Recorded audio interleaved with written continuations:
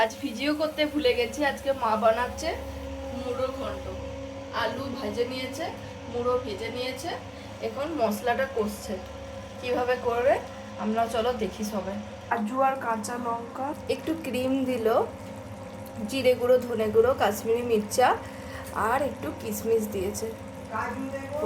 নুন দিলাম, হলুদ দেওয়া হলো, সব কিছু মিক্স করা হচ্ছে, কষা হবে।